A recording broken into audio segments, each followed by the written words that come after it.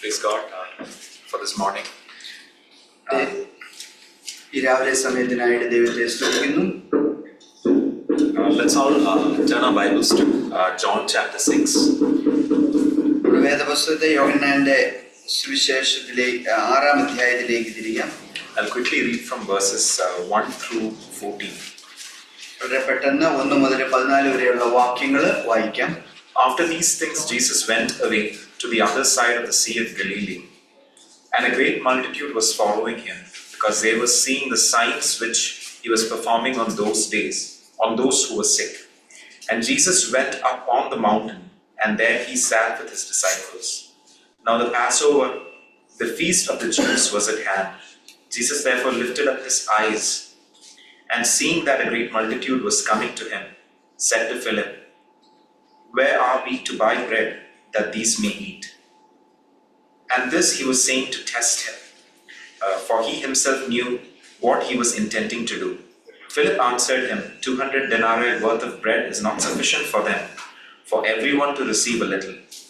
One of his disciples, Andrew, Simon Peter's brother, said to him, "There is a lad here who has 5 barley loaves and 2 fish. But what are these for so many people?" Jesus said, "Have the people sit down." Now there was much grass in the place, so the men sat down in number about 5,000.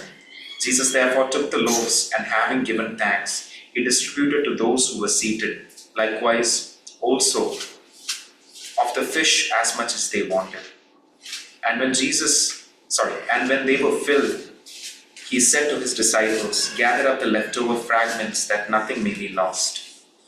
And so they gathered them up, and filled 12 baskets with fragments from the 5 barley loaves, which were left over by those who had eaten. When therefore the people saw the sign which he had performed, they said, This is of a truth the prophet who is to come into the world. അനന്തരം യേശു Tiberius എന്ന ഗലീല കടലിന്റെ അക്കരയ്ക്ക് പോയി. അവൻ രോഗികളിൽ ചെയ്യുന്ന അടയാളങ്ങളെ കണ്ടിട്ട് ഒരു വലിയ പുരുഷാരം അവന്റെ പിന്നാലെ ചെന്നു. യേശു മലയിൽ കയറി ശിഷ്യന്മാരോടുകൂടെ അവിടെ ഇരുന്നു. യഹൂദന്മാരുടെ പെസഹ പെരുന്നാൾ അടുത്തിരുന്നു. യേശു വലിയൊരു പുരുഷാരം തന്റെ അടുക്കൽ വരുന്നത് കണ്ടിട്ട് ഫിലിപ്പോസിനോട്, "ഇവർക്ക് തിന്നുവാൻ നാം എവിടെ നിന്ന് അപ്പം വാങ്ങും?" എന്ന് ചോദിച്ചു. ഇതവനെ പരീക്ഷിക്കാൻ അത്രേ ചോദിച്ചത്. താൻ എന്തു ചെയ്യുവാൻ പോകുന്നു എന്ന് താൻ അറിഞ്ഞിരുന്നു. ഫിലിപ്പോസ് അവനോട്, "ഓരോരുത്തന് അല്പം അല്പം ലഭിക്കേണ്ടതിന് 200 പണത്തിന് അപ്പം മതിയാകുകയില്ല" എന്നുത്തരം പറഞ്ഞു. ശിഷ്യന്മാരിൽ ഒരുത്തനായ ശീമോൻ പത്രോസിന്റെ സഹോദരനായ അന്ത്രയോസ് അവനോട്, "ഇവിടെ ഒരു ബാലൻ ഉണ്ട്. അവന്റെ പക്കൽ 5 യവത്തപ്പവും 2 മീനും ഉണ്ട്. എങ്കിലും ഇത്ര പേർക്ക് അത് എന്തുള്ളൂ?" എന്ന് പറഞ്ഞു. ആളുകളെ ഇരുത്തുവിൻ എന്ന് യേശു പറഞ്ഞു. ആ സ്ഥലത്ത് വളരെ പുല്ലുണ്ടായിരുന്നു. 5000-ഓളം പുരുഷന്മാർ ഇരുന്നു. പിന്നെ യേശു അപ്പം എടുത്ത് വാഴ്ത്തി ഇരുന്നവർക്ക് പങ്കിട്ട് കൊടുത്തു. അങ്ങനെ തന്നെ മീനും വേണ്ടുവോളം കൊടുത്തു. അവർക്ക് തൃപ്തിയായ ശേഷം അവൻ ശിഷ്യന്മാരോട്, "ശേഷിച്ച കഷ്ണം ഒന്നും നഷ്ടമാക്കാതെ ശേഖരിക്കുവിൻ" എന്ന് പറഞ്ഞു. 5 യവത്തപ്പത്തിൽ നിന്ന് തിന്ന് ശേഷിച്ച കഷ്ണം അവൻ ശേഖരിച്ചു 12 കൊട്ട നിറച്ചെടുത്തു. അവൻ ചെയ്ത അടയാളം ആളുകൾ കണ്ടിട്ട്, "ലോകത്തിലേക്ക് വരുവാനുള്ള പ്രവാചകൻ ഇവനാകുന്നു സത്യം" എന്ന് പറഞ്ഞു. So this portion of the Bible, apart from the resurrection, that is resurrection of our Lord and Savior Jesus Christ, that is mentioned in all the four Gospels. Now this miracle is also mentioned in all the 4 Gospels. ഈ വേദഭാഗം യേശുക്രിസ്തുവിന്റെ പുനരുത്ഥാനത്തെ കുറിച്ച് എല്ലാ വേദഭാഗങ്ങളിലും പറഞ്ഞിരിക്കുന്നത് കൂടാതെ ഈ ഒരു വേദഭാഗവും 4 സുവിശേഷങ്ങളിലും രേഖപ്പെടുത്തിയിരിക്കുന്നു. Now when you look at this portion, you can see, let's categorize this portion into 4. ഈ വേദഭാഗത്തെ നാം നോക്കുമ്പോൾ ഇതിനെ 4 ഭാഗമായിട്ട് വിഭജിക്കുവാൻ നമുക്ക് കഴിയും. You can see the crowd here following Jesus. ഇവിടെ നമുക്ക് യേശുവിനെ പിൻചെല്ലുന്ന ജനക്കൂട്ടത്തെ കാണുവാൻ കഴിയും. Now you can see the disciples here who are tired. ക്ഷീണിതരായ ശിഷ്യന്മാരെ നമുക്ക് കാണുവാൻ കഴിയും. You can see the small boy who gave it all. ഇവിടെ തനിക്കുള്ളതെല്ലാം കൊടുത്ത ആ ഒരു ബാലനെ കാണുവാൻ കഴിയും. And you can see Jesus who multiplies. ഇവിടെ അപ്പത്തെ വർദ്ധിപ്പിക്കുന്ന യേശുവിനെയും കാണുവാൻ കഴിയും. Now let's take a quick look at the crowd. വളരെ പെട്ടെന്ന് നമുക്ക് ഈ ജനക്കൂട്ടത്തെ ഒന്ന് നോക്കാം. And we see a crowd here who is really hungry. ഇവിടെ വളരെ വിശപ്പുള്ള ഒരു ജനക്കൂട്ടത്തെയാണ് നാം കാണുന്നത്. More than being spiritually hungry, you see a crowd here who is physically hungry. ഇവിടെ വിശപ്പുള്ള ഒരു പുരുഷാരത്തെക്കാളും ആത്മീയ വിശപ്പുള്ള ഒരു പുരുഷാരത്തെക്കാളും ശാരീരികമായിട്ട് വിശപ്പുള്ള ഒരു പുരുഷാരത്തെയാണ് നാം കാണുന്നത്. Now we can also see that this is a crowd who has been looking forward for a Messiah for a very long time.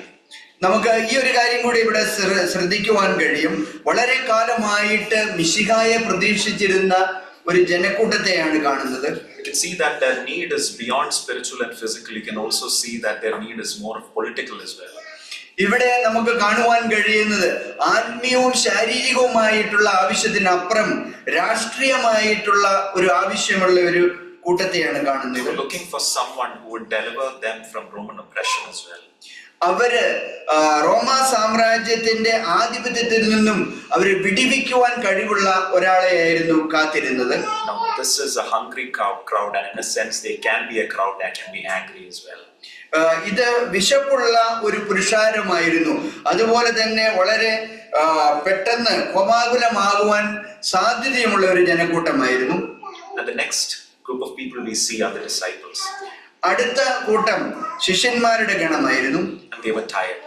അവര് ക്ഷീണിതരായിരുന്നു. We read that they just wanted to send these people away. It was the end of the day. They were tired with everything that's been going on, and they just don't have time for anything, and they just want to send the people away from there. ഇവിടെ നാം വായിക്കുന്നത് ശിഷ്യന്മാര് വളരെ ആഗ്രഹിച്ചിരുന്ന ഒരു കാര്യം, ദിവസത്തിന്റെ അവസാനത്തിൽ അവര് വളരെ പരിക്ഷീണിതരായിരുന്നതിനാൽ എത്രയും പെട്ടെന്ന് ജനത്തെ പറഞ്ഞയച്ചിട്ട് വിശ്രമിക്കുവാൻ വേണ്ടി ആഗ്രഹിക്കുന്ന ശിഷ്യഗണത്തെയാണ്. And it's not just that they were physically tired. It's just that it's also that they felt they themselves they were inadequate.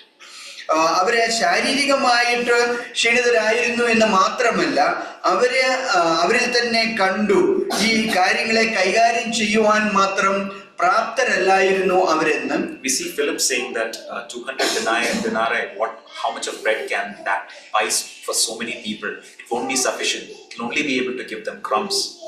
ഇവിടെ ഫിലിപ്പോസ് പറയുന്ന ഒരു കാര്യം നാം കാണുന്നു. ഫിലിപ്പോസ് പറയുന്നത് ഈ ജനക്കൂട്ടത്തിന് 200 പണത്തിന് അപ്പം വാങ്ങിയാൽ പോലും തികയുകയില്ല, അത് അല്പം മാത്രമേ അവർക്ക് കൊടുക്കുവാൻ ഉതകുകയുള്ളൂ എന്ന്. And if we look closely to these two groups of people, we can see ourselves in both of these groups of people. ഈ രണ്ട് കൂട്ടം ജനത്തിലേക്ക് നാം നോക്കുകയാണെങ്കിൽ ഈ രണ്ട് ഗണത്തിലും നമ്മളിലും അതിന്റെ കാര്യങ്ങൾ കാണുവാൻ കഴിയും. We are hungry both spiritually and physically, right?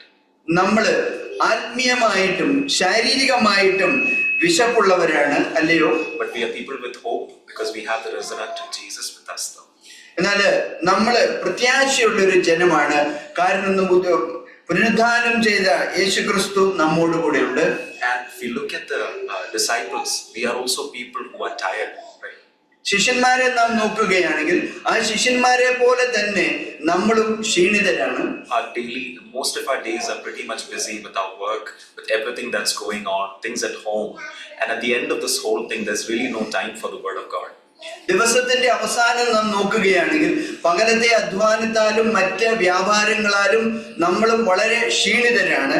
അതിനാൽ മറ്റ് കാര്യങ്ങൾക്കൊന്നും നമുക്ക് സമയമില്ലാത്ത ഒരവസ്ഥയാണ്. There is no time to get involved in church work. സഭാ പ്രവർത്തനങ്ങളില് പങ്കുചേരുവാൻ നമുക്ക് സമയമില്ല. There is no time to comfort someone with the word of God because we ourselves are so difficult to get comforted with the word, right? ദൈവവചനത്താൽ മറ്റൊരാളെ ആശ്വസിപ്പിക്കുവാന് നമുക്ക് കഴിയാതെ വരുന്നു. കാരണം നാം തന്നെ ആ വചനത്താല് സമാശ്വസിപ്പിക്കപ്പെടാത്ത ഒരവസ്ഥയിലാണ്. And in the middle of all this, we come across this little boy. ഇതിന്റെ എല്ലാം നടുവില് നാം ഈ കൊച്ചു ബാലനെ കണ്ടെത്തുന്നു. And it's interesting that in all the 4 Gospels, it's only in the Gospel of John that the little boy is mentioned. ഇവിടെ വളരെ താല്പര്യകരമായിട്ട് നമുക്ക് കാണുവാൻ കഴിയുന്ന ഒരു കാര്യം, 4 സുവിശേഷങ്ങളിലും വെച്ച് യോഹന്നാന്റെ ഈ സുവിശേഷത്തിൽ മാത്രമാണ് ഈ ബാലനെ കുറിച്ച് രേഖപ്പെടുത്തിയിരിക്കുന്നത്. In the other places, you see that the disciples say, "We have the 5 loaves and 2 fish." മറ്റ് വേദഭാഗങ്ങളിൽ നമ്മൾ കാണുന്ന ശിഷ്യന്മാര് പറയുന്നു, ഞങ്ങൾക്ക് 4 അപ്പമുണ്ട്, നേവത്തപ്പമുണ്ട് എന്ന്. And it's actually the boy who gave the 5 loaves and 2 fish. യഥാർത്ഥത്തില് ഈ ബാലനാണ് 4 യവത്തപ്പവും മീനും മത്സ്യവും കൊടുത്തത്. And God thought it was important to mention this boy here so that we can learn a lot from this boy who gave it all. ദൈവം ചിന്തിച്ചു, ഇത് വളരെ പ്രധാനപ്പെട്ട ഒരു കാര്യമാണ് ഈ ബാലനെ കുറിച്ച് ഇവിടെ രേഖപ്പെടുത്തുവാനുള്ള ഇരിക്കേണ്ടതെന്ന്. കാരണം അവനുള്ളതെല്ലാം കൊടുത്തു എന്ന കാര്യം ബോധ്യപ്പെടുത്തുവാൻ. And first and foremost, we can see this boy who came prepared. ഒന്നാമതായിട്ട് ഈ ബാലൻ ഒരുങ്ങി ആണ് വന്നത്. I mean, this was a crowd with thousands and thousands of people. We know that it wasn't just 5,000, right? The men alone were 5,000. There's so many people, may have been more than 20,000. ഇവിടെ നമുക്കറിയാം 1000 ആളുകള് കടന്നു വന്ന ഒരു യോഗമായിരുന്നു. കാരണം പുരുഷന്മാര് തന്നെ 5000 പേരുണ്ടായിരുന്നു. ഏകദേശം 20,000 ആളുകളെങ്കിലും ഈ യോഗത്തിലേക്ക് കടന്നു വന്നിരുന്നു. And among this whole group of people, it was this one boy who came prepared with 5 loaves and 2 fish. ഈ ജനക്കൂട്ടത്തിന്റെ മധ്യത്തില് ഈ ബാലൻ മാത്രമാണ് 5 അപ്പവും മീനുമായിട്ട് ഒരുങ്ങി കടന്നു വന്നത്. So what I would want to share from this portion to you is, what does it mean to come prepared? ഈ ഒരു വേദഭാഗത്ത് നിന്ന് എനിക്ക് നിങ്ങളോട് പങ്കുവയ്ക്കുവാനുള്ളത്, എന്താണ് ഒരുങ്ങി വരിക എന്ന് പറഞ്ഞാൽ അതിന്റെ അർത്ഥം. If we can turn our Bibles to Exodus chapter 29 and read verse 13 and 14. നമ്മുടെ വേദപുസ്തകം 29-ാം അധ്യായത്തിലേക്ക് തിരിഞ്ഞ് അതിന്റെ 13 and 14. 13ഉം 14ഉം വാക്യങ്ങൾ വായിക്കുകയാണെങ്കിൽ, I'll read it in English. Exodus chapter 29. You shall take all the fat that covers the entrails and the lobe of the liver and the 2 kidneys and the fat that is on them, and offer them in smoke on the altar. But the flesh of the bull and its hide and its refuse you shall burn with fire outside the camp. It is a sin offering. 29-ാമത്തെ അധ്യായം അതിന്റെ പുറപ്പാട് 29-ാം അധ്യായം അതിന്റെ 13ഉം 14ഉം വാക്യങ്ങള്. കൂടുതൽ പൊതിഞ്ഞിരിക്കുന്ന മേധസ്സൊക്കെയും കരളിന്മേലുള്ള വപയും മൂത്രപിണ്ഡം 2ഉം അവയുടെ മേലുള്ള മേധസ്സും എടുത്ത് യാഗപീഠത്തിന്മേൽ വെച്ച് ദഹിപ്പിക്കണം. കാളയുടെ മാംസവും തോലും ചാണകവും പാളയത്തിന് പുറത്ത് തീയിലിട്ട് ചുട്ടുകളയണം. Now here we are talking about the sin offering. ഇവിടെ നമ്മള് പാപയാഗത്തെ കുറിച്ചാണ് സംസാരിക്കുന്നത്. So something that's very peculiar that is happening here is, God is telling Moses that, the flesh of the bull and the hide and its refuse is something that needs to be burnt outside the camp and not within the camp. ഇവിടെ പ്രത്യേകമായിട്ട് നാം കാണുന്ന ഒരു കാര്യം, ദൈവം മോശയോട് പറയുന്നത് കാളയുടെ മാംസവും തോലും ചാണകവും പാളയത്തിന് പുറത്തു കൊണ്ടുപോയി ചുട്ടുകളയണമെന്ന്. Now as we read down, we see that there is a ram offering as well. നമ്മൾ താഴോട്ട് വായിക്കുമ്പോൾ ആട്ടുകൊറ്റന്റെ യാഗത്തെ കുറിച്ചും നമ്മൾ കാണുന്നു. And we see that this ram offering is being offered within the camp on the altar, and this is a sweet aroma to the Lord. നമ്മളിവിടെ കാണുന്നത് ആട്ടുകൊറ്റനെ സമാഗമന കൂടാരത്തിനുള്ളിൽ തന്നെ യാഗപീഠത്തിന്മേൽ അർപ്പിക്കുന്നു. അത് ദൈവത്തിന് സൗരഭ്യവാസനയായി തീർന്നു. It's as though an offering is made outside the camp to make the things that are offered within the camp pleasing to the Lord. കൂടാരത്തിന്റെ വെളിയില് പാളയത്തിന് പുറത്ത് സമർപ്പിക്കുന്ന ആ യാഗത്തിലല്ല ദൈവം പ്രസാദിക്കുന്ന, പാളയത്തിനകത്ത് സമർപ്പിച്ച യാഗത്തിലാണ് ദൈവം പ്രസാദിക്കുന്നത്. Let me rephrase that. So we understand that there is a sin offering that is happening outside the camp. നമ്മൾ ഈ ഒരു കാര്യം മനസ്സിലാക്കുന്നു, പാളയത്തിന് പുറത്ത് പാപയാഗം നടക്കുന്നു. And you can see that within the camp, along with the portions of the sin offering that is burnt, there is also the ram offering that is offered completely to the Lord. പാപയാഗത്തിന്റെ ഭാഗത്തോടു കൂടി തന്നെ ആട്ടുകൊറ്റന്റെ യാഗം അവിടെ സമർപ്പിക്കുന്നു. അത് ദൈവത്തിന് പ്രസാദകരമായി തീരുന്നു. So what I'm trying to tell you is, there's something that is happening outside the camp. There is a sense of preparedness outside the camp that makes your offering pleasing to the Lord. ഞാൻ നിങ്ങളോട് പറയുവാൻ ആഗ്രഹിക്കുന്നതാണ്, പാളയത്തിന് പുറത്ത് നടക്കുന്ന ആ ഒരു കാര്യം, അവിടെ ഒരുക്കി ചെയ്യുന്ന കാര്യം, അത് പാളയത്തിന് അകത്ത് സമർപ്പിക്കുന്ന ആ യാഗത്തെ സ്വീകാര്യമാക്കുന്നതിന് കാരണമായി തീരുന്നു. What I'm trying to really say is, before we come to our churches, we need to deal with our sins outside the camp, outside of the church. ഞാൻ ഈ ഒരു കാര്യം നിങ്ങളോട് പറയുവാൻ ആഗ്രഹിക്കുന്നത്, നാം സഭയിലേക്ക് കടന്നു വരുന്നതിന് മുൻപായിട്ട് തന്നെ സഭയ്ക്ക് പുറത്തായി, അതിന് വെളിയിൽ വെച്ച് തന്നെ നമ്മുടെ പാപത്തെ കൈകാര്യം ചെയ്ത് വേണം നാം അകത്തേക്ക് കടന്നു വരുവാൻ. And that's what means to come prepared. അതാണ് ഒരുങ്ങി വരിക എന്ന് പറഞ്ഞാൽ അതിന്റെ അർത്ഥം. Now let's try to get some more understanding of this, what it means to come prepared. When we think about the golden calf that the people of Israel made when Moses was with the Lord on the mountain of Sinai. ഒരുങ്ങി വരിക എന്ന് പറയുന്നതിനെ കുറിച്ച് വേറെ ചില കാര്യങ്ങൾ കൂടി നാം നോക്കാം. മോശ ദൈവത്തിന്റെ പർവ്വതത്തിലേക്ക് കയറിപ്പോയപ്പോൾ ഇസ്രായേൽ ജനം പാളയത്തില് കാളക്കുട്ടിയെ ഉണ്ടാക്കിയ ആ ഒരു കാര്യത്തെ കുറിച്ച് നമുക്ക് ചിന്തിക്കാം. These were a group of people who were to live close to God, in fellowship with God, but they chose to replace God with an image of a golden calf. ഈ ജനക്കൂട്ടം എന്ന് പറയുന്നത് ദൈവത്തോടടുത്ത് ദൈവത്തോട് ഉള്ള കൂട്ടായ്മയിൽ വസിക്കേണ്ട ഒരു ജനമായിരുന്നു. എന്നാൽ അവര് കാളക്കുട്ടിയുടെ വിഗ്രഹം ഉണ്ടാക്കി അതിനെ ആരാധിക്കുവാൻ വേണ്ടി തിരിഞ്ഞു.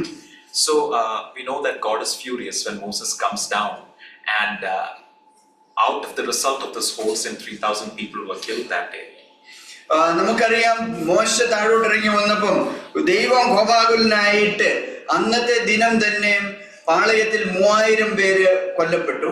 Now what does Moses do after that? In the following chapter we see that Moses goes outside the camp and pitches his tent outside the camp, and he does that very often. തുടർന്ന് വരുന്ന അധ്യായങ്ങളിൽ നാം കാണുന്നു മോശ എന്താണ് ചെയ്തത്. മോശ പാളയത്തിന്റെ പുറത്തേക്ക് പോയി തന്റെ കൂടാരം പാളയത്തിന് പുറത്ത് സ്ഥാപിക്കുന്നു. ഇത് പിന്നീടും കാണുന്നു നമ്മള്. That is called the tent of meeting, right? ആ ഒരു കൂടാരം, പാളയത്തിന് വെളിയിലുള്ള ആ കൂടാരത്തെ സമാഗമന കൂടാരം അല്ലെങ്കിൽ സമാഗമന കൂടാരം എന്ന് പറയുന്നു. And this is all before the tabernacle was built. So the tent of meeting was something that was outside the camp at that time. ഇത് ദൈവം കൽപ്പിച്ച ആ സമാഗമന കൂടാരം പണിയുന്നതിന് മുൻപായിട്ടാണ് പാളയത്തിന് പുറത്ത് മോശ കൂടാരം അടിച്ചത്. ഈ കൂടാരം ത്തിലാണ് ദൈവമായിട്ട് അല്ലെ സമാഗമന കൂടാരം എന്ന് പറഞ്ഞിരുന്നത്. Why was it so important for Moses to go out? It was because the people had broken fellowship with God. എന്തുകൊണ്ടാണ് മോശ പാളയത്തിന് പുറത്തേക്ക് പോവേണ്ടി വന്നത്? അതിന്റെ കാരണം ജനം ദൈവവുമായിട്ടുള്ള കൂട്ടായ്മ ഗണ്ണിച്ചതുകൊണ്ട്, അതിനെ തകർത്തതുകൊണ്ടാണ് മോശ പുറത്തേക്ക് പോകേണ്ടി വന്നത്. While Moses was at the tent of meeting, we see that the pillar of cloud descended and God's presence was there with Moses. മോശ സമാഗമന കൂടാരത്തിലായപ്പോൾ ദൈവത്തിന്റെ സാന്നിധ്യം മേഘസ്തംഭമായിട്ട് കൂടാരത്തിന്റെ മേൽ ഇറങ്ങി വന്നു. And when we say to be outside of the camp or to come prepared, it also means that we need to be in God's presence even before we come here. നമ്മള് കൂടാരത്തിന് പാളയത്തിന്റെ പുറത്തായിരിക്കുമ്പോൾ തന്നെ ഒരുങ്ങി വരേണ്ടിയിരിക്കുന്നു ഈ കൂടാരത്തിന്റെ അടുത്തേക്ക് ദൈവവുമായിട്ടുള്ള കണ്ടുമുട്ടലിനായിട്ട്. We see that Moses interceded for the people while he was there. അവിടെ ആയിരിക്കുമ്പോൾ നാം കാണുന്നത് മോശ ഈ ജനത്തിനു വേണ്ടി മാധ്യസ്ഥം വഹിക്കുന്നതായിട്ട്. Outside of the church, we need to ask ourselves if we are people who intercede for the church. സഭയ്ക്ക് പുറത്ത് നാം നമ്മോട് തന്നെ ചോദിക്കേണ്ടിയിരിക്കുന്നു, ഈ ജനത്തിനു വേണ്ടി ഇടിവിൽ നിൽക്കുന്ന അല്ലെ മാധ്യസ്ഥം വഹിക്കുന്ന ആളുകളാണോ നാം? And when Moses was repentant before the Lord, we see how God spoke to Moses, and it is written that God spoke to Moses as though a man spoke to his friend. മോശ ഈ ജനത്തിന് വേണ്ടി മാധ്യസ്ഥം നിന്നപ്പോഴും ദൈവം മോശയോട് സംസാരിച്ചു, ഒരു മനുഷ്യൻ മറ്റൊരു മനുഷ്യനോട് സംസാരിക്കുന്നത് പോലെ. Are we able to communicate with Jesus in our times of prayer, in our personal times, as though that relationship is close and so intimate that it's like that of with a friend. നമ്മുടെ പ്രാർത്ഥനയില്, നമ്മുടെ വ്യക്തിപരമായിട്ടുള്ള സമയത്ത്, ദൈവവുമായിട്ടുള്ള സമ്പർക്കത്തില്, യേശുവുമായിട്ട് ആത്മബന്ധത്തില് ഒരു വ്യക്തിയോട് മറ്റൊരു വ്യക്തി എന്ന നിലയില് നമുക്ക് സംസാരിക്കുവാൻ കഴിയുന്നുണ്ടോ? The fellowship that was broken within the camp was present in the tent of meeting. പാളയത്തില് തകർക്കപ്പെട്ട ആ കൂട്ടായ്മ സമാഗമന കൂടാരത്തിൽ ഉണ്ടായിരുന്നു. And we see out of all that pleading and crying for the people of Israel, along with crying for himself, God ended up showing mercy. Israel ജനത്തിനു വേണ്ടി മോശ കഴിച്ച യാചനകളും പ്രാർത്ഥനയും നിലവിളിയും, തനിക്ക് വേണ്ടി തന്നെയുള്ള നിലവിളിയുടെ അവസാനം ദൈവം അവരോട് കരുണ കാണിക്കുന്നത് നമുക്ക് കാണുവാൻ കഴിയും. And this is what I was able to understand what it means to come prepared to the church, or what it means to offer yourselves outside the camp before we come for gatherings. ഈ ഒരു കാര്യമാണ് ഞാൻ മനസ്സിലാക്കിയത്. നാം തന്നെ ഒരുങ്ങി വരേണ്ടി, സഭയിലേക്ക് ഒരുങ്ങി വരണമെന്ന് പറയുമ്പോൾ പാളയത്തിന് പുറത്ത് വെച്ച് തന്നെ നാം ഈ ഒരുക്കങ്ങളെല്ലാം നടത്തി കടന്നു വരണം എന്നുള്ളതാണ്. Being in the presence of God, interceding for the people. ദൈവ സാന്നിധ്യത്തിൽ ആയിരുന്ന് ജനത്തിനു വേണ്ടി മാധ്യസ്ഥം വഹിച്ചുകൊണ്ട്, listening to Jesus, യേശു കർത്താവിനെ ശ്രവിച്ചുകൊണ്ട്, being in fellowship, അവന്റെ കൂട്ടായ്മയിൽ ആയിരുന്നുകൊണ്ട്, and also experiencing God's mercy. ദൈവത്തിന്റെ കരുണ അനുഭവിച്ചുകൊണ്ടും. And what does all this do? It makes us naturally broken before God and broken before people. ഇത് എന്താണ് സ്വാഭാവികമായിട്ട് ചെയ്യുന്നത്? ദൈവത്തിനു വേണ്ടിയും ജനത്തിനു വേണ്ടിയും തകർക്കപ്പെട്ട ഒരവസ്ഥ. And when you are broken before the Lord like that, that brings me to the next point. ദൈവത്തിന്റെ മുൻപാകെ നാം അങ്ങനെ തകർന്നും നുറുങ്ങിയും ഇരിക്കുമ്പോൾ അടുത്ത കാര്യത്തിലേക്ക് നമ്മെ അത് കൊണ്ടുവരുന്നു. There was a need and the boy was able to provide. അവിടെ ഒരു ആവശ്യമുണ്ടായിരുന്നു, അത് നൽകുവാന് ഈ ബാലന് കഴിഞ്ഞു. We don't always have to wait for people to come to us and ask us what the needs of the church are. എപ്പോഴും നാം സഭയുടെ ആവശ്യം എന്താണെന്ന് അറിയുവാൻ വേണ്ടി ആളുകൾ നമ്മളോട് വന്ന് ചോദിക്കേണ്ട ആവശ്യമില്ല. All we need to be is available, become available so that God can use us. ആകെ നമ്മളിൽ ആവശ്യമായിരിക്കേണ്ടത് നാം ലഭ്യമായിരിക്കണം. അതുവഴി ദൈവത്തിന് നമ്മെ എടുത്ത് ഉപയോഗിക്കുവാൻ കഴിയും. It isn't hard. We can just make a phone call, or after church just come and speak to the elders here, Sam Uncle, Venanti, Thomas Chai and Aigachechi, and who all are the leaders here who are spiritual mentors, to ask them, okay, what can I do for the church? ഇത് വലിയ കഠിനമായിട്ടുള്ള കാര്യമല്ല. സഭാ യോഗത്തിന് ശേഷം നമ്മൾ ആകെ ചെയ്യേണ്ട ഒരു കാര്യം, ഈ സഭയെ നയിക്കുന്ന, ഇതിന്റെ നേതൃത്വത്തിൽ ഇരിക്കുന്ന സാമ്പ്രദനെയും ബീനാന്റെയും തോമസ് ബ്രദറ്, സിസ്റ്റർ ഐവി, അതുപോലെയുള്ളവരോട് വന്ന് നാം ചോദിച്ചാൽ മതി. And the third point I'd like to share with you is the boy was able to give all that he had. മൂന്നാമത്തെ കാര്യം നിങ്ങളുമായിട്ട് പങ്കുവെക്കുവാൻ ഞാൻ ആഗ്രഹിക്കുന്നത്, ഈ ബാലൻ തനിക്കുള്ളതെല്ലാം അവന് കൊടുക്കുവാൻ കഴിഞ്ഞു. I mean, what does it mean to give ourselves to the Lord, or what we have to the Lord? നമുക്ക് എന്താണ് ഇതിന്റെ അർത്ഥം? നമുക്കുള്ളതെല്ലാം കൊടുക്കുക, നമ്മെ തന്നെ കൊടുക്കുക എന്ന് പറയുമ്പോൾ, I'm not going to take so many examples, but I'm going to say what it means, what I've understood what means to give our homes to the Lord. ഞാൻ പല ഉദാഹരണങ്ങൾ എടുത്ത് പറയുന്നില്ല. നമ്മുടെ തന്നെ ഭവനങ്ങൾ ദൈവത്തിന് കൊടുക്കുക എന്നുള്ളതിനെ കുറിച്ച് ഞാൻ മനസ്സിലാക്കിയതിൽ നിന്ന് പങ്കുവയ്ക്കുകയാണ്. It's not, the home shouldn't be a place where it's all about chit-chatting, watching television and watching movies or whatever.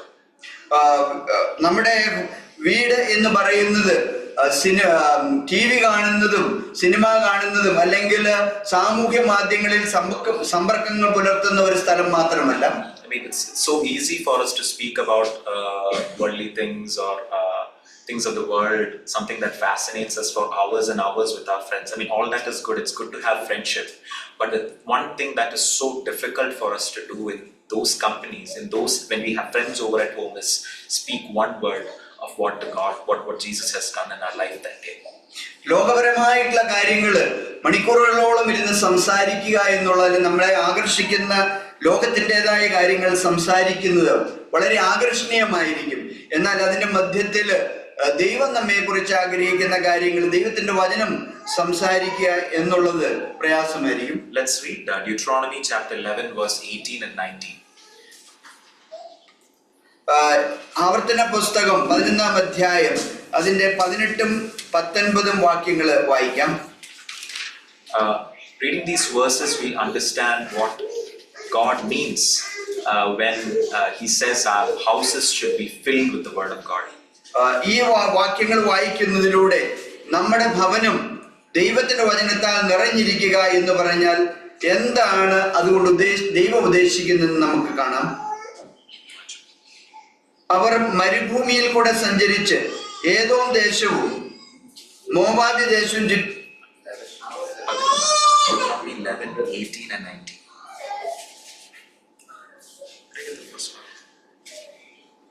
You shall therefore impress the words of is that the verse? 11:18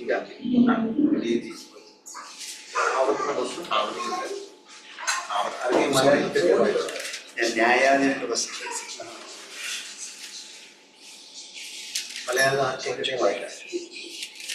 You shall therefore impress the words of mine on your heart and on your soul, and you shall bind them as a sign on your hand. They shall be as frontals on your forehead. You shall teach them to your sons, talking of them when you sit in your house, and when you walk along the road, and when you lie down, and when you rise up. ആകയാൽ നിങ്ങൾ എൻ്റെ ഈ വചനങ്ങളെ നിങ്ങളുടെ ഹൃദയത്തിലും മനസ്സിലും സംഗ്രഹിച്ച് നിങ്ങളുടെ കൈമേൽ അടയാളമായി കെട്ടുകയും അവ നിങ്ങളുടെ കണ്ണുകൾക്ക് മധ്യേ പട്ടമായിരിക്കുകയും വേണം. വീട്ടിലിരിക്കുമ്പോഴും വഴി നടക്കുമ്പോഴും കിടക്കുമ്പോഴും എഴുന്നേൽക്കുമ്പോഴും നിങ്ങൾ അവയെക്കുറിച്ച് സംസാരിച്ചുകൊണ്ട് നിങ്ങളുടെ മക്കൾക്ക് അവയെ ഉപദേശിച്ചു കൊടുക്കണം. That says it all, right? And there's another verse which says not to hinder little children from coming closer to Jesus.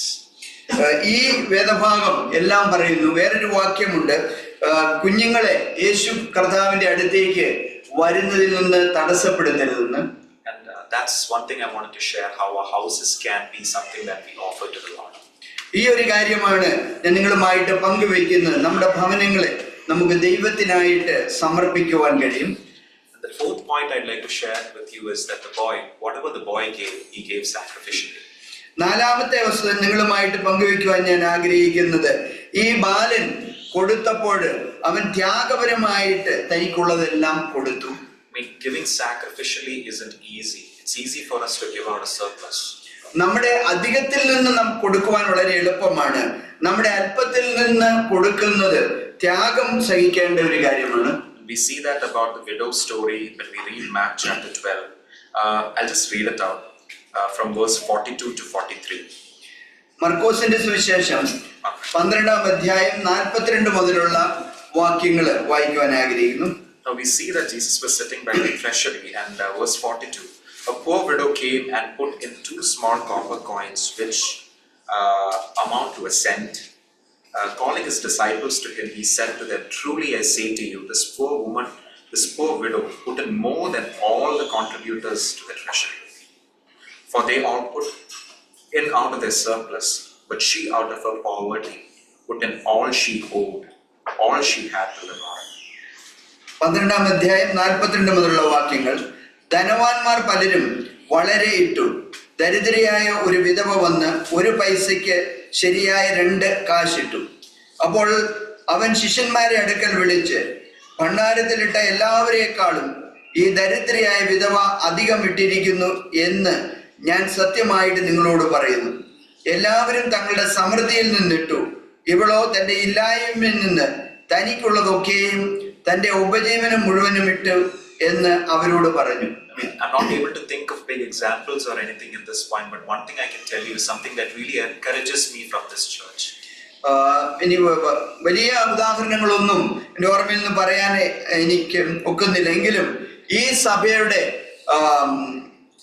സഭയിൽ നിന്ന് പല ഉദാഹരണങ്ങളും എനിക്ക് പറയുവാൻ കഴിയും. It is not easy to wake up early in the mornings and stay late at night and conduct Bible studies every day through Friday. നന്നേ രാവിലെ എഴുന്നേറ്റ് വൈകുന്നേരം വളരെ വൈകിയിരുന്ന് ബൈബിൾ പഠന ക്ലാസ്സുകൾ എടുക്കുക എന്ന് പറയുന്നത് അത്ര എളുപ്പമുള്ള കാര്യമല്ല. It is not easy to wake up in the morning and conduct prayer. People interceding in prayer every day, Monday through Saturday, 6 to 6:30 in the mornings. അതിരാവിലെ എഴുന്നേറ്റ് 6 മുതൽ 6:30 വരെ പ്രാർത്ഥന, മാധ്യസ്ഥ പ്രാർത്ഥന സഭയിൽ നടത്തുക എന്ന് പറയുന്നത് അത്ര എളുപ്പമുള്ള കാര്യമല്ല. It is not easy to go out and do home visits, leading people to the Lord. ഭവന സന്ദർശനങ്ങൾ നടത്തി ജനത്തെ ദൈവത്തിലേക്ക് നയിക്കുന്നത് അത്ര എളുപ്പമല്ല. It is not easy to write everyday blogs to honor God. എല്ലാ ദിവസവും ദൈവത്തെ കുറിച്ചുള്ള കാര്യങ്ങൾ എഴുതുക എന്ന് പറയുന്നത് എളുപ്പമല്ല. And once this is something that I'm taking to heart and being encouraged myself, if we are able to do that, be uncomfortable, God can use us to shape our hearts so that we can be workers of His kingdom more efficiently. ഈ ഒരു കാര്യം എന്റെ ഹൃദയത്തെ സ്പർശിച്ച കാര്യമാണ്. ഈ കാര്യങ്ങളൊക്കെ നമുക്ക് ചെയ്യുവാൻ കഴിയുമെങ്കിൽ ദൈവത്തിന്റെ രാജ്യത്തിന് വേണ്ടി, ദൈവത്തിന്റെ നാമ മഹത്വത്തിന് വേണ്ടി നമുക്ക് വലിയ കാര്യങ്ങൾ ചെയ്യുവാൻ കഴിയും. And the fifth point I'd like to share with you is this is something what Meenati shared with me last time. Whatever the boy shared was not lost. അഞ്ചാമത്തെ പോയിന്റ് ഞാൻ നിങ്ങളുമായിട്ട് പങ്കുവയ്ക്കുവാനായി ആഗ്രഹിക്കുന്നത്, ഈ ബാലൻ ചെയ്തത് ഒക്കെയും അതിലൊന്നും നഷ്ടപ്പെട്ടു പോയില്ല. And you may feel that what you're going to give to the Lord is something that might go unnoticed, or oh, how can I give that? I'm going to just run short if I give that to the Lord. But we have Jesus who is seated at the throne of God. In the person of Jesus, He is there for us, and whatever we do, He remembers. നമ്മള് കൊടുക്കുമ്പോൾ നമുക്കിങ്ങനെ ചിന്ത ഉണ്ടാകും, ഞാൻ കൊടുക്കുന്ന ചെറിയ കാര്യം ശ്രദ്ധിക്കപ്പെടാതെ പോകുമോ, അല്ലെ എനിക്ക് തികയുമോ ഇല്ലയോ എന്നുള്ളത്. എന്നാൽ സിംഹാസനത്തിൽ ഇരിക്കുന്ന ദൈവം നാം ചെയ്യുന്ന എല്ലാ കാര്യങ്ങളും അവൻ ശ്രദ്ധിക്കുന്നുണ്ട്, അവൻ അത് നോട്ട് ചെയ്യുന്നുണ്ട്. Our small acts of kindness may go unnoticed. Our ministry of prayer may go unnoticed. What we share with others may go unnoticed. But there is a reward for all that we do in heaven. നമ്മൾ ചെയ്യുന്ന ചെറിയ കാര്യങ്ങൾ, ചെറിയ ദാനങ്ങള്, ചെറിയ പ്രാർത്ഥനകള്, ചെറിയ സഹായങ്ങള്, ഇതൊന്നും ശ്രദ്ധിക്കപ്പെടാതെ പോയെന്നിരിക്കാം. പക്ഷേ ഇതിനെല്ലാം ദൈവത്തിന്റെ അടുത്ത് പ്രതിഫലമുണ്ട്. We spoke about the crowd, we spoke about the disciples, we spoke about the boy, and last but not the least and most importantly, we're going to speak about Jesus. നമ്മള് പുരുഷാരത്തെ കുറിച്ച് സംസാരിച്ചു, ശിഷ്യന്മാരെ കുറിച്ച് സംസാരിച്ചു, ബാലനെ കുറിച്ച് സംസാരിച്ചു. ഏറ്റവും അവസാനം യേശുവിനെ കുറിച്ച് നമ്മൾ സംസാരിക്കുകയാണ്. We read in that first verse of this chapter, after these things. ഒന്നാമത്തെ വാക്യത്തിൽ നാം വായിക്കുന്നു, അനന്തരം യേശു. So what are these things that transpired so far until Jesus did this great miracle? ഈ വലിയ അത്ഭുതം ചെയ്യുന്നത് വരെ യേശു ചെയ്ത കാര്യങ്ങൾ എന്തൊക്കെയാണ്? And we understand that Jesus must have been tired also after all the ministry that He's done so far, and it was the end of the day. ഈ ഒരു കാര്യം നാം മനസ്സിലാക്കുന്നു, യേശുവും ക്ഷീണിതനായിരിക്കണം. പകൽ മുഴുവൻ അധ്വാനിച്ച് താൻ ചെയ്ത ശുശ്രൂഷയുടെ അവസാനത്തില് ക്ഷീണിതനായിരുന്നിരിക്കാം. Now, so far we've seen that Jesus has been busy speaking about the kingdom of God. We see that after John the Baptist speaks of the kingdom of God, Jesus is also telling the people the kingdom of God is at hand. സ്നാപക യോഹന്നാന് ദൈവരാജ്യത്തെ കുറിച്ച് പ്രസംഗിച്ചതിന് ശേഷം യേശു തുടർമാനമായിട്ട് ദൈവരാജ്യത്തെ കുറിച്ച് പ്രസംഗിക്കുകയും ശുശ്രൂഷിക്കുകയും ചെയ്യുകയായിരുന്നു. Jesus was busy teaching the disciples who were a difficult bunch to deal with. യേശു ശിഷ്യന്മാരെ പഠിപ്പിക്കുന്ന തിരക്കിലായിരുന്നു. അവരെ പഠിപ്പിക്കുക എന്നുള്ളത് പ്രയാസകരമായ കാര്യമായിരുന്നു. Jesus was healing the leper, healed the paralyzed man at Capernaum. യേശു കുഷ്ഠരോഗിയെ സൗഖ്യപ്പെടുത്തി, പക്ഷവാത രോഗിയെ കഫർനാമില് സുഖപ്പെടുത്തി. Casting out evil spirits, healing Peter's mother-in-law. ഭൂതങ്ങളെ പുറത്താക്കി പത്രോസിന്റെ അമ്മായിയമ്മയെ സൗഖ്യപ്പെടുത്തി. Teaching the disciples what it means to be in faith in the middle of a storm. കൊടുങ്കാറ്റിന്റെ മധ്യത്തില് വിശ്വാസത്തിലായിരിക്കുക എന്നത് പറഞ്ഞാൽ എന്താണ് എന്നതിനെ കുറിച്ച് ശിഷ്യന്മാരെ പഠിപ്പിക്കുകയായിരുന്നു. Healing the woman with hemorrhage who was rejected by the society. രക്തസ്രാവമുള്ള സ്ത്രീയെ, സമൂഹം തള്ളിക്കളഞ്ഞ രക്തസ്രാവമുള്ള ആ സ്ത്രീയെ യേശു സൗഖ്യപ്പെടുത്തുകയായിരുന്നു. The synagogue official's daughter was raised from the dead. സിനഗോഗിലെ ഉദ്യോഗസ്ഥന്റെ മകളെ യേശു മരണത്തിൽ നിന്ന് ഉയർപ്പിച്ചു. Healing the two blind men, healing the mute demon-possessed man. രണ്ട് അന്ധന്മാരെയും ഭൂതബാധിതനായ അന്ധനെയും യേശു സൗഖ്യപ്പെടുത്തി. Whenever Jesus did a miracle, whenever Jesus healed someone, he wasn't just doing a miracle, he was talking to the person's heart about faith, about what it means to be a follower of Jesus, what it means about the kingdom of God being at hand. യേശു സൗഖ്യപ്പെടുത്തിയപ്പോൾ യേശു ഒരു അത്ഭുതം പ്രവർത്തിക്കുക മാത്രമല്ലായിരുന്നു, ആ വ്യക്തിയുടെ ഹൃദയത്തോട് സംസാരിക്കുകയായിരുന്നു. എന്താണ് യേശുവിനെ അനുഗമിക്കുക എന്ന് പറഞ്ഞാൽ, ദൈവരാജ്യം എന്ന് പറഞ്ഞാൽ എന്താണ് എന്ന് അവിടെ പഠിപ്പിക്കുകയായിരുന്നു. We read in Matthew chapter 9 verse 25 that Jesus was going through all the cities and villages, teaching in their synagogues and proclaiming the gospel of the kingdom. മത്തായിയുടെ സുവിശേഷം 9-ാം അധ്യായം 25-ാം വാക്യത്തിൽ 9-ാം അധ്യായം 35-ാം വാക്യത്തില് നാം വായിക്കുന്നു, യേശു പട്ടണം തോറും ഗ്രാമം തോറും സഞ്ചരിച്ച് അവരുടെ പള്ളികളിൽ ഉപദേശിച്ച് രാജ്യത്തിന്റെ സുവിശേഷം പ്രസംഗിക്കുകയും സകലവിധ ദീനവും വ്യാധിയും സൗഖ്യമാക്കുകയും ചെയ്തു. He was so busy sharing the gospel. സുവിശേഷം പങ്കുവയ്ക്കുന്നതിൽ അത്രയധികം തിരക്കിലായിരുന്നു യേശു. And after all this, he comes to his hometown and he is rejected in his hometown as well. അതിനുശേഷം തന്റെ ജന്മസ്ഥലത്തേക്ക് യേശു കടന്നു വന്നു, എന്നാൽ അവര് യേശുവിനെ തള്ളിക്കളഞ്ഞു. And even after that, we see that someone who was close to Jesus, John the Baptist, was beheaded. അതിനുശേഷം യേശുവിനോട് വളരെ അടുപ്പമുണ്ടായിരുന്ന സ്നാപക യോഹന്നാൻ ശിരച്ഛേദം ചെയ്യപ്പെടുകയുണ്ടായി. Now we read John chapter 6 verse 1. After all these things, Jesus went away to the other side of the Sea of Galilee. യോഹന്നാന്റെ സുവിശേഷം 6-ാം അധ്യായത്തില് 1-ാം വാക്യത്തിൽ നാം വായിക്കുന്നത്, ഇതിന് ശേഷം യേശു തിബേരിയസ് എന്ന ഗലീലക്കടലിന്റെ അക്കരയ്ക്ക് പോയി. And I'm sure that Jesus probably would have wanted some rest. It was the end of the day. Okay, he would have said, "Oh no, not anymore. I'm just going to sleep." ദിവസത്തിന്റെ അവസാനം ഞാൻ ഇങ്ങനെ ചിന്തിക്കുന്നു, യേശു തന്നെ ചിന്തിച്ചിരിക്കാം, താൻ വിശ്രമിക്കുവാൻ പോവുകയാണ്, ഇനി സംസാരിക്കുകയില്ല, ഇനി ശുശ്രൂഷിക്കുകയില്ല എന്ന്. Now why did Jesus do that? Why did he make himself available in the midst of all what Jesus had been through? എന്തുകൊണ്ടാണ് ഇതിന്റെ എല്ലാം മധ്യത്തില് യേശു തന്നെ ശുശ്രൂഷയ്ക്കായിട്ട് ലഭ്യമാക്കിയത്? We read here that Jesus chose to show compassion. ഇവിടെ നാം വായിക്കുന്നത് കരുണ കാണിക്കുവാൻ വേണ്ടി അവൻ തിരഞ്ഞെടുത്തു. Now let's look into our lives now. This is what I was telling before about preparedness. We go through our busy lives every day and with work. Sometimes church also becomes work for us, right? It gets so busy and tiring that we are so caught up in all this, we just don't have the heart to show compassion.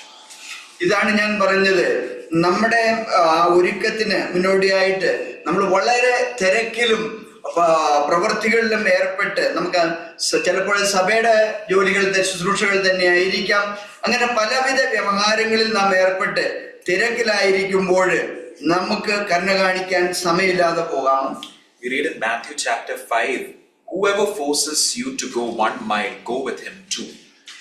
മത്തായിയുടെ സുവിശേഷം 5-ാം അധ്യായത്തില് നാം ഇങ്ങനെ വായിക്കുന്നു, ആരെങ്കിലും നമ്മെ 1 mile അവനോടുകൂടെ പോകാൻ നിർബന്ധിച്ചാൽ 2 mile പോവുക എന്ന്. That is what Jesus did. He went the extra mile. അതാണ് യേശു ചെയ്തത്, അവന് 1 മൈല് അധികം പോയി. I wrote this down from one of the sermons I heard long back. I don't know who shared this, but charity when in poverty is an extra mile. ഇത് ഞാൻ നേരത്തെ കേട്ട ഒരു പ്രസംഗത്തിൽ നിന്നാണ്. ആരാണിത് പറഞ്ഞതെന്ന് എനിക്കറിയില്ല. ദാരിദ്ര്യത്തില് കൊടുക്കുന്ന ദാനമാണ് ആ അധിക mile. Let me just read one verse, something what Jesus said. The reason why Jesus did this all. Matthew chapter 10. യേശു ചെയ്ത കാര്യങ്ങളുടെ കാരണത്തെ കുറിച്ച് ഒരു വാക്യം ഞാൻ വായിക്കട്ടെ. മത്തായിയുടെ സുവിശേഷം 10-ാം അധ്യായം. Now Jesus gives the disciples the power to to cast away evil spirits, and he's sending them out. But Jesus is telling them, do not go in the way of the Gentiles, and do not enter any city of the Samaritans, but rather go to the lost sheep of the house of Israel. യേശുവും 12 ശിഷ്യന്മാരെ വിളിച്ച് അവർക്ക് അധികാരം കൊടുത്ത് അവരെ പറഞ്ഞയക്കുകയാണ്. അനന്തരം അവൻ തന്റെ 12 ശിഷ്യന്മാരെയും അടുക്കൽ വിളിച്ച് അശുദ്ധാത്മാക്കളെ പുറത്താക്കുവാനും സകലവിധ ദീനവും വ്യാധിയും പൊറുപ്പിക്കുവാനും അവർക്ക് അധികാരം കൊടുത്തു. Jesus showed compassion because people were lost. യേശു കരുണ കാണിച്ചു, കാരണം നഷ്ടപ്പെട്ട ഒരു കൂട്ടം ജനത്തെയാണ് കാണുന്നത്. When we find it difficult to become uncomfortable to share the gospel with others, the one thing we can think about is we are in the midst of people who are lost. നമ്മൾ സുവിശേഷം പങ്കുവയ്ക്കുവാൻ പ്രയാസപ്പെടുമ്പോൾ ഒരു കാര്യം നമുക്ക് ഓർക്കാം, നഷ്ടപ്പെട്ടു പോകുന്ന ഒരു കൂട്ടം ജനത്തിന്റെ മധ്യത്തിലാണ് നാം. The whole world is celebrating Easter today, right? ഇന്ന് ലോകം മുഴുവൻ ഈസ്റ്റർ ആഘോഷിക്കുകയാണ്. But it's unfortunate that many are lost. എന്നാൽ അനേകര് നഷ്ടപ്പെട്ടു പോകുന്ന ഒരു അവസ്ഥയിലാണെന്ന്. Like Jesus, are we willing to go that extra mile? യേശുവിനെ പോലെ ആ അധിക മൈല് പോകുവാൻ നാം തയ്യാറാണോ? Are we willing to equip ourselves with ministries of learning the word of God? ദൈവവചനം പഠിക്കുക, ശുശ്രൂഷയ്ക്കായിട്ട് ദൈവവചനം പഠിക്കുക എന്നുള്ള ആ ഒരു പഠിച്ച് നമ്മെ തന്നെ സജ്ജമാക്കുക എന്നുള്ള ആ ഒരു കാര്യത്തിന് നാം തയ്യാറാണോ? Are we willing to imbibe ourselves with the word of God? Are we willing to teach the word? നമ്മളെ തന്നെ ദൈവവചനത്താൽ നിറച്ച് ദൈവവചനം പഠിപ്പിക്കുവാൻ നാം തയ്യാറാണോ? Are we willing to pray no matter how busy we are? നാം എത്രമാത്രം തിരക്കുള്ളവരാണേലും പ്രാർത്ഥിക്കുവാൻ തയ്യാറുള്ളവരാണോ? If you feel that you're inadequate, if you feel that you don't know what your gifts are, pray to Jesus to show you what your gifts are. നമ്മൾക്ക് കഴിവില്ല എന്ന് നാം ചിന്തിക്കുന്നുവെങ്കിൽ യേശു കർത്താവിനോട് പ്രാർത്ഥിക്കുക, നമ്മുടെ കഴിവുകളെ കാണിച്ചു തരുവാൻ. You can pray that, oh Lord Jesus, you went the extra mile for me by dying on the cross of Calvary. You took all that shame and reproach outside that camp for me, outside of Jerusalem. That shame, that reproach, everything you took upon yourself, oh Lord, so that I can be new. നമുക്ക് പ്രാർത്ഥിക്കാൻ, കർത്താവേ നീ എനിക്ക് വേണ്ടി അധിക mile യാത്ര ചെയ്ത് ക്രൂശിലേക്ക്, പാളയത്തിന് പുറത്തെ ക്രൂശിലേക്ക് പോയി എന്നോട് കരുണയും ദയയും കാണിക്കുവാൻ വേണ്ടി എന്ന് നമുക്ക് പ്രാർത്ഥിക്കാം. And if you still find it difficult, you can come. I would encourage you all to come and ask the spiritual mentors of this church to help you to be equipped for the Lord Jesus. എന്നിട്ട് നിങ്ങൾക്ക് പ്രയാസം തോന്നുക, ഞാൻ നിങ്ങളെ പ്രോത്സാഹിപ്പിക്കുകയാണ് ഈ സഭയിലെ ശുശ്രൂഷകരുടെ അടുത്തേക്ക് കടന്നു വരുവാന്, നിങ്ങളെ സജ്ജമാക്കുവാൻ വേണ്ടി. And just as I was summarizing the things about Jesus, let me also quickly summarize about the little boy. യേശുവിന്റെ ശുശ്രൂഷകളെ ഞാൻ ചുരുക്കമായിട്ട് പറഞ്ഞതുപോലെ ആ ബാലന്റെ ശുശ്രൂഷയും സംഗ്രഹിക്കുകയാണ്. Like the little boy, let's learn how to come prepared. ആ ബാലനെ പോലെ തന്നെ എങ്ങനെ ഒരുങ്ങി വരാമെന്ന് നമുക്ക് പഠിക്കാം. Let's be available for the needs of the church. സഭയുടെ ആവശ്യങ്ങൾക്കായിട്ട് നമ്മളെ തന്നെ ലഭ്യമാക്കാം. Let's ask God for grace to give without holding back. കൊടുക്കുവാനായിട്ടുള്ള, ഒന്നും തിരികെ മുറുകെ പിടിക്കാതെ കൊടുക്കുവാനുള്ള കൃപയ്ക്കായിട്ട് ദൈവത്തോട് പ്രാർത്ഥിക്കാം. And also be confident that whatever we give in faith will never be lost. അതുപോലെ തന്നെ വിശ്വാസത്താൽ നാം കൊടുക്കുന്നതൊന്നും നഷ്ടമല്ല എന്ന് നമുക്ക് ഉറപ്പിക്കാം. Praise God. ദൈവത്തിന് നാമം മഹത്വപ്പെടട്ടെ.